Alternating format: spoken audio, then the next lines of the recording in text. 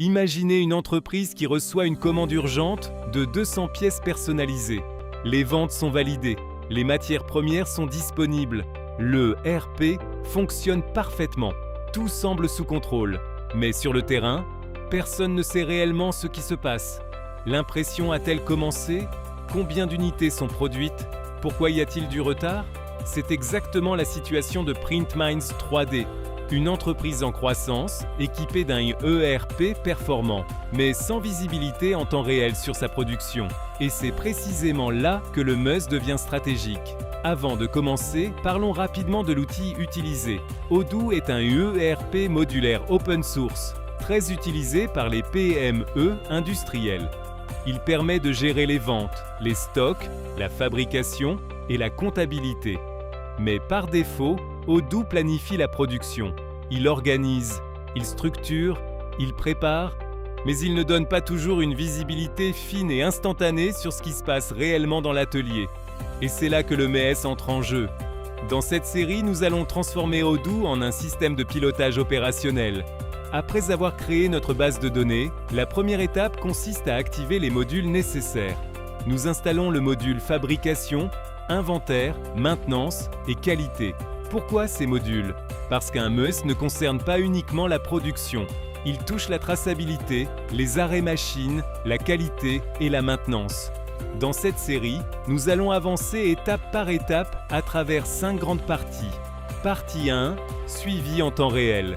Partie 2, implication des opérateurs. Partie 3, suivi des arrêts machines. Partie 4, intégration du contrôle qualité. Partie 5, gestion de la maintenance. Aujourd'hui, nous nous concentrons sur la première partie, le suivi en temps réel. Pour reprendre le contrôle, nous devons d'abord structurer la réalité du terrain. Nous identifions 2 zones critiques dans notre atelier, l'impression 3D, l'assemblage manuel. Dans Odoo, je vais dans Fabrication, Configuration, Centre de travail. Je crée 2 centres, 3D Printing et Assembly. Un centre de travail représente une ressource physique réelle. À partir de maintenant, chaque opération sera liée à un endroit précis. Chaque minute produite sera traçable. Ensuite, nous allons dans la nomenclature du produit. Le support téléphone personnalisé ne passe pas directement du statut à produire à terminer. Il suit un parcours. Dans l'onglet Opération, nous définissons. Première étape, impression 3D, 10 minutes par unité. Deuxième étape, assemblage, 2 minutes par unité. Chaque opération était reliée à son centre de travail. Nous venons de transformer une simple fiche produit en un flux industriel structuré. Maintenant seulement, nous lançons un ordre de fabrication pour 200 unités. Lorsque je clique sur Confirmer, Odoo génère automatiquement des ordres de travail. Dans l'onglet Work Orders, nous voyons impression 3D, affaires, assemblage, bloqué. Pourquoi bloqué? Parce que l'assemblage dépend de la fin de l'impression. Le système respecte la logique réelle de l'atelier. Je lance l'impression 3D. Un chronomètre démarre. Le temps commence à s'écouler.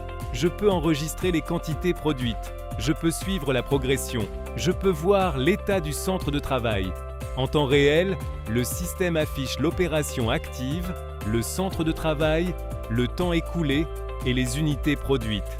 Avant le MES, le superviseur devait appeler l'atelier pour savoir où en était la production. Maintenant, il ouvre Odoo et il voit. Le progrès est suivi automatiquement via les ordres de travail. La production cesse d'être une boîte noire. Et ce n'est que la première étape. Dans la prochaine vidéo, nous allons intégrer l'acteur le plus important du système, l'opérateur.